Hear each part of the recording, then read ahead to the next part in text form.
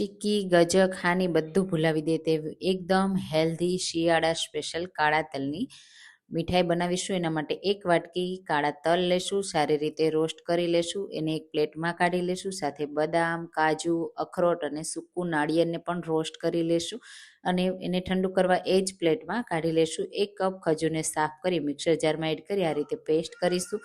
હવે જે તલવાળું મિક્સર છે એનો આ રીતે અધકચરો પાવડર કરી લેશું. હવે આ બરફી કે આ મીઠાઈ બનાવવા માટે અડધી ચમચી ઘીમાં અડધો કપ જેટલો ગોળ એડ કરીશું. સાથે ખજૂર એડ કરી સારી રીતે શેકી લેશું. આ રીતે શેકાઈ જાય એટલે તલવાળું મિક્સરને સારી રીતે મિક્સ કરી દેશું. જરૂર લાગે ને તો થોડું ઘી પણ એડ કરી શકો છો. અહીંયા મને જરૂર નથી લાગતી એટલે આ રીતે ગ્રીસ કરેલી પ્લેટમાં સેટ કરી દેશું અને ઉપરથી સ્મૂથ કરી અને પછી મનગમતા ડ્રાયફ્રૂટથી ગાર્નિશ કરી દેવાનું. મેં અહીંયા પિસ્તાથી ગાર્નિશ કર્યું. ઠંડુ કરીશું 10 મિનિટ માટે, પછી કટ કરી મહિનાઓ સુધી સ્ટોર કરશો ને તો પણ ખરાબ નહીં થાય. તો એકવાર ટ્રાય કરજો. કમેન્ટ